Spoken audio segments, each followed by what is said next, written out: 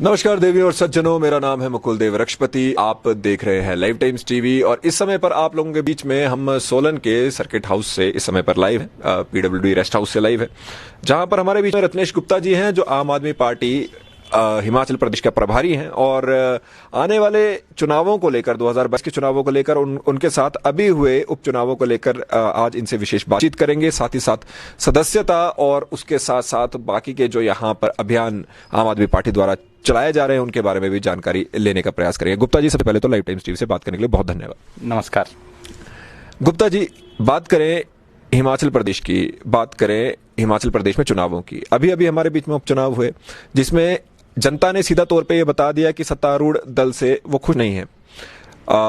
आम आदमी पार्टी हालांकि इनमें से किसी उपचुनाव में कोई अपना कैंडिडेट नहीं उतारा था, लेकिन 2022 की बात करते हैं, यहाँ पर आप लोग अपने कैंडिडेट्स उतारेंगे। एक आपको नहीं लगता कि एक अच्छा मौका यहाँ होता अगर इस समय पर आपके कैंडिडेट्स उतरते, तो आपको पता चलता कि कितने लोग यहाँ पर आम आदमी को देखना चाहते हैं, तीसरे विकल्प के तौर पे यहाँ पर किसी और दल को यहाँ पर जगह देना चाहते हैं? क्या कहेंगे उस पर?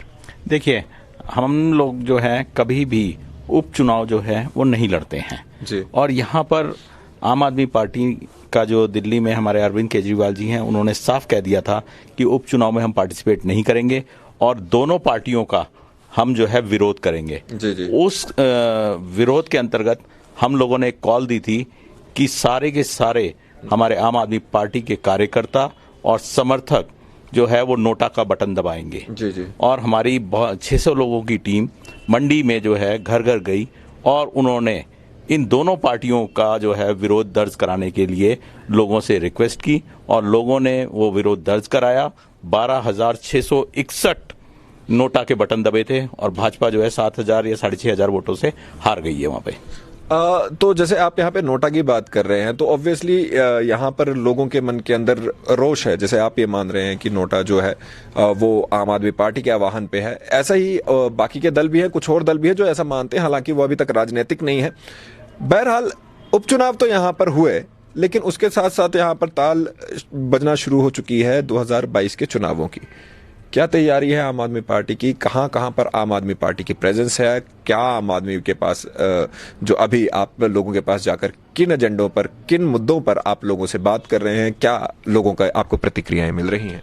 देखिए, आम आदमी पार्टी पूरे के पूरी 68 विधानसभाओं में हिमाचल प्रदेश में चुनाव लड़ेगी। जी जी। और इस समय हम लोग क्योंकि संगठन विस्तार का काम कर रहे हैं जी। संगठन जो है हमारा 68 विधानसभाओं में पूरा कंप्लीट बन चुका है और इस समय हमारे 11 ऑफिस जो हैं वो फंक्शनल हैं। यहाँ तक कि लाहौल स्पीति तक में, उदयपुर में हमारा ऑफिस जो है वो खुल चुका है जी।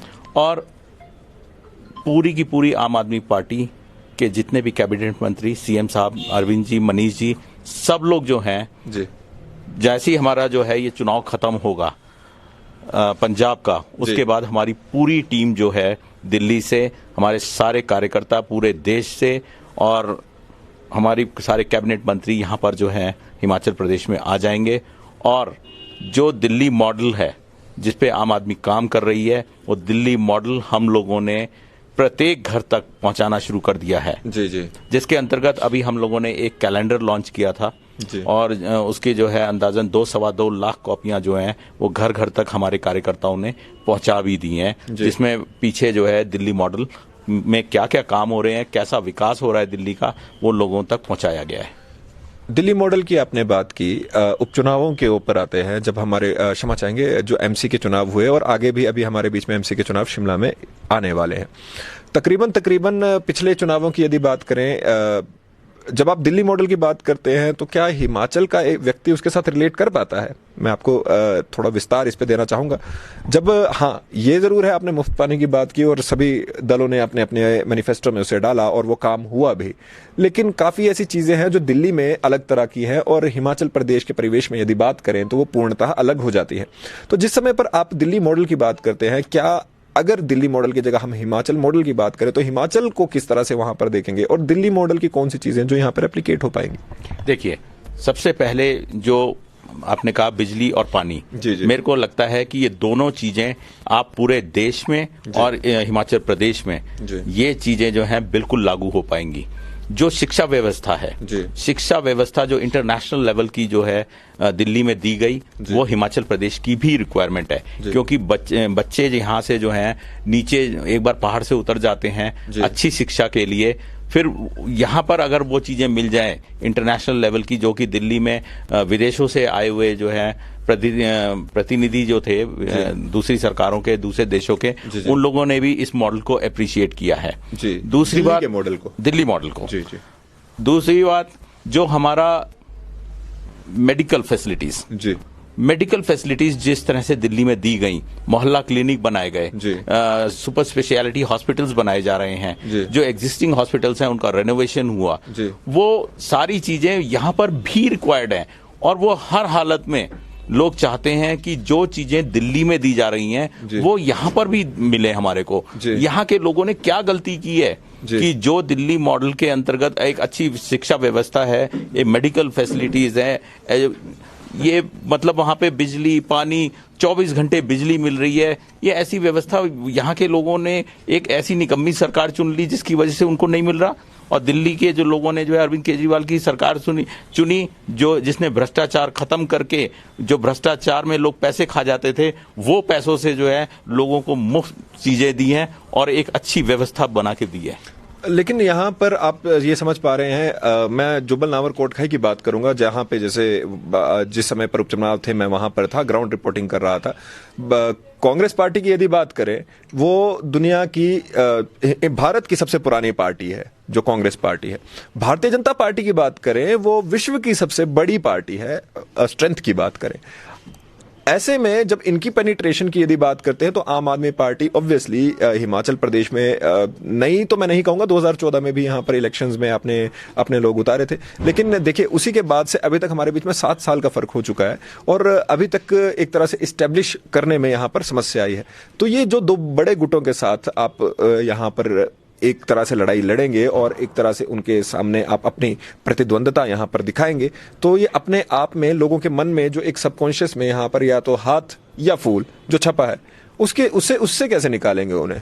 देखिए कैसे निकालेंगे, ये तो हमने दिल्ली मॉडल जो है और दिल्ली में करके दिखाई दिया है जी। जो आपने कहा कि विश्व की सबसे पुरानी पार्टी जी, उसकी भारत की, वो जो है 64 सीटों पे अपनी जमानत जब्त दिल्ली में करवा चुकी है जी जी जी जी। और भाजपा को जो है दिल्ली की जनता ने सिरे से नकार दिया था, जिसके अंतर्गत पहले 2013 वाले चुनाव में उनको 3 सीटें मिली थी, 2015 वाले में, और अब की बार जो है उनको 7-8 सीटें मिली हैं जी। तो इन लोगों को कैसे जो है आम आदमी पार्टी ने पटकना है, वो दिल्ली मॉडल दिखाकर हमने दूसरी बार भी इनको जो देखा जाए तो तीसरी बार भी इनको जो है हम दिल्ली में दिखा चुके हैं।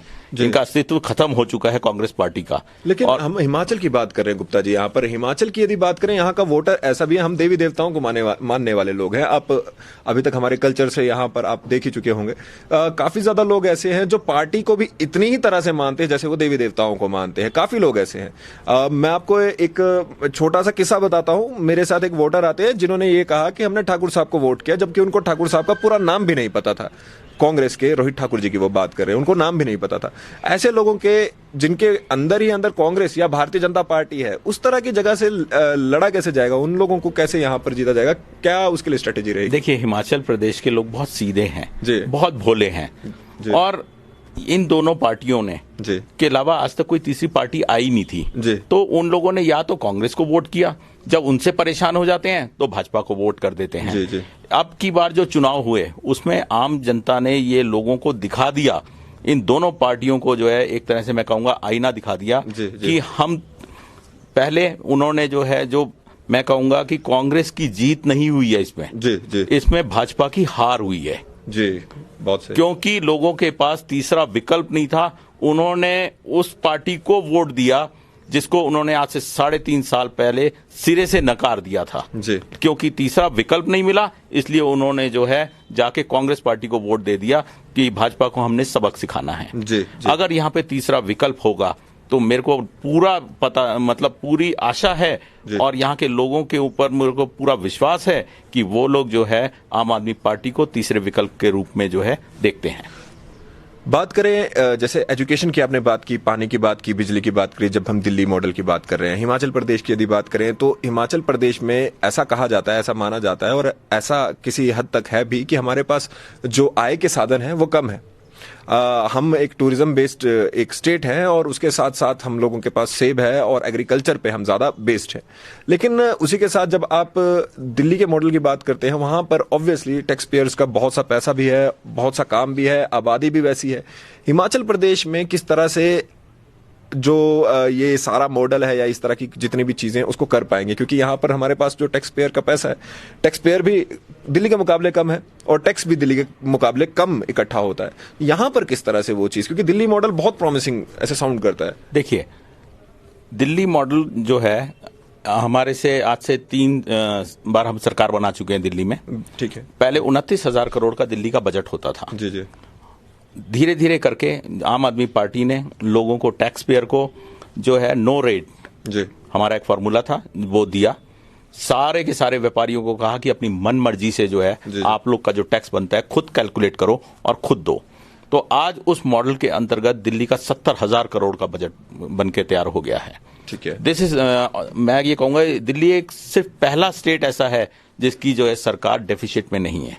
बाकी सारी सरकारें जो हैं डेफिसिट में हैं, इंक्लूडिंग हिमाचल प्रदेश। मैं इस पे भी आने वाला था, पर चलिए पहले क्योंकि मैं ये जानता हूं कि यहाँ पर जो टैक्स पेयर है वो पूरा टैक्स दे रहा है जी, लेकिन यहाँ की सरकार की जो नीयत है और जो करप्शन लेवल है वो इतना ज्यादा हाई है कि वो पैसा जो है यहाँ के डेवलपमेंट में लग ही नहीं पाता, वो ऊपर ही ऊपर सब लोग जो है खा जाते हैं। ये बहुत बड़ा आरोप है ये बिल्कुल हम पूरे खुलेआम और सरेआम ये आरोप लगा रहे हैं कि यहाँ पर जो दोनों सरकारें हैं वो करप्ट हैं और वो उनके करप्शन की वजह से लोग कभी एक बार उसको दे देते हैं, जब उससे तंग आ जाते हैं वोट तो फिर दूसरी बात दूसरे को दे देते हैं। लेकिन उनके पास विकल्प नहीं होता था, इसलिए उनको इन दोनों भ्रष्टाचारी सरकारों में से जो है चुनना पड़ता था। उन्हें लगता था शायद ये 5 साल बाहर रहने के बाद अब इनको समझ आ जाएगी, लेकिन वो समझ आज तक नहीं आई। जैसे आपने कहा कि डिफिसिट भी हमारे पास भी है और बहुत ज्यादा है, 1000 करोड़ों में है, लेकिन बात वही रहती है, ये जो डिफिसिट है उसके साथ ये भी है, जैसे आपने कहा अभी कि हमारे दिल्ली में तो रेवेन्यू आप लोगों ने बढ़ा दिया, हिमाचल प्रदेश में किस तरह से बढ़ा पाएंगे? क्योंकि एक स्ट्रेटेजी, एक व्यू तो हमें चाहिए होगा, विजन चाहिए होगा। विजन क्या है, किस तरह से करेंगे? देखिए, जो हमारा केजरीवाल मॉडल है, इसमें जो है हम लोग जब भी कोई चीज इंप्लीमेंट करते हैं जी। तो उसमें पहले हम कैलकुलेट कर लेते हैं कि हमारा जो है मनी जनरेशन कहां से होनी है जी। यहां पर क्योंकि आप देखिए खुद कह रहे हैं कि ये टूरिज्म बेस है। बिल्कुल है। तो टूरिज्म बेस जब है तो इसको टूरिस्ट क्यों नहीं डेवलप करते ढंग से?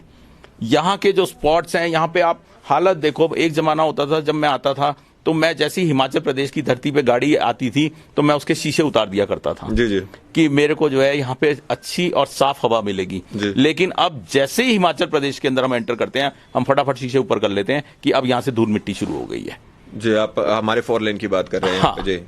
तो पूरा का पूरा इलाका, मतलब आप डेवलपमेंट को, अगर हमारे यहाँ पर भी मेट्रो बनी है जी, लेकिन वहां पर जो है आप पता भी नहीं चलता था कि यहाँ से सारी रात जो है ट्रकों ने मिट्टी ढोई है। जी जी।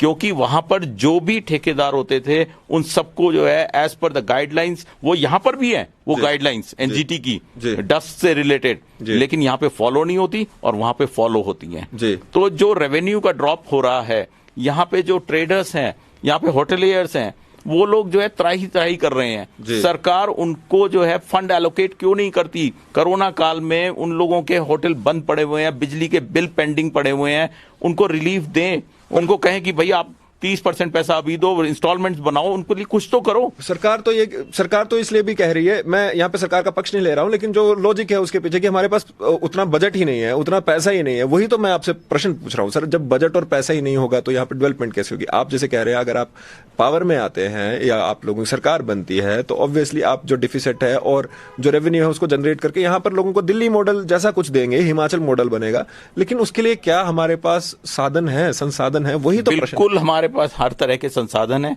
और आने वाले समय में हम मैनिफेस्टो जब बनाएंगे अपना तो उसमें जो है सारे संसाधन और सारी चीजें जो है लोगों को बताएंगे।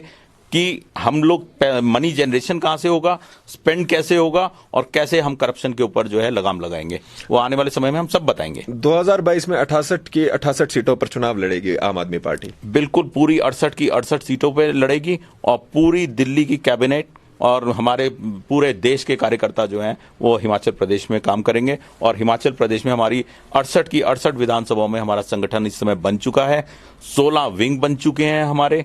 और अभी हम जो है आने वाले एक हफ्ते के अंदर एक रक्षक विंग लॉन्च करने जा रहे हैं, जिसमें कि आर्म फोर्सेस, पुलिस, गार्ड्स, ये सारे लोग जो हैं उस रक्षक विंग के अंदर जो है आएंगे। जी, एक प्रश्न मैं और जानना चाह रहा हूं। हालांकि आप हिमाचल प्रदेश के प्रभारी हैं, पंजाब में इलेक्शन आने वाले हैं और काफी ज्यादा लोगों को ऐसा वहां पर एक स्ट्रांग कैंडिडेट के तौर पर, एक स्ट्रांग दल के तौर पर माना जा रहा है आम आदमी पार्टी को। हालांकि वहां पे अपनी भी जो क्षेत्रीय राजनीति है वो भी अलग से चल रही है। उसके लिए कुछ कहना चाहेंगे, उस पर कुछ टिप्पणी करना चाहेंगे? क्या कहेंगे पंजाब के इलेक्शन में क्या होने वाला है? पंजाब के इलेक्शन में आम आदमी पार्टी पूरी ताकत से चुनाव लड़ रही है और हम जो है सरकार बनाएंगे। बिल्कुल बनाएंगे। चलिए, इलेक्शन नजदीक है और 2022 भी नजदीक है। हम भी देखना चाहेंगे कि तीसरे विकल्प से कितना यहां पर हमारे बीच में फर्क पड़ता है। Ratnesh ji, live times TV से बात करने के लिए बहुत बहुत धन्यवाद जी। Thank you very much. पिछली बार की यदि बात करें, जब हम रत्नेश जी से मिले थे, एक मैनिफेस्टो यहां पर आया था आम आदमी पार्टी का, जिसमें लिखा गया था कि पानी जो है वो मुफ्त मिलेगा। उससे आम आदमी पार्टी आई नहीं आई, लेकिन एक बात जरूर होगी, वो चीज सभी पार्टीज के मैनिफेस्टो में गई। अभी पानी मुफ्त तो नहीं मिल रहा, लेकिन ये जरूर है कि शुरुआत 100 रुपए तक की लिमिट पर तक तो हो चुकी है। उम्मीद करते हैं कि आगे वाले समय पर भी जिस तरह से एक थर्ड फोर्स जब यहां पर आती है तो उससे जो फर्क पड़ता है, उस पर जो आम आदमी पार्टी है उसका एक जो यहां पर दायित्व अपना समझ के यहां पर लड़ रही है, उससे भी फर्क पड़ेगा और लोगों के बीच में आने वाले समय में आम आदमी पार्टी तीसरे विकल्प के रूप में यहां पर आएगी। लोगों का क्या रुझान रहता है वो बहरहाल 2022 में हमारे बीच में यहां पर रहेगा। अभी के लिए आप लोगों से विदा लेंगे। Senior video journalist Ajay Bhatia ji के साथ मेरा नाम है मुकुल देव रक्षपति। जय हिंद।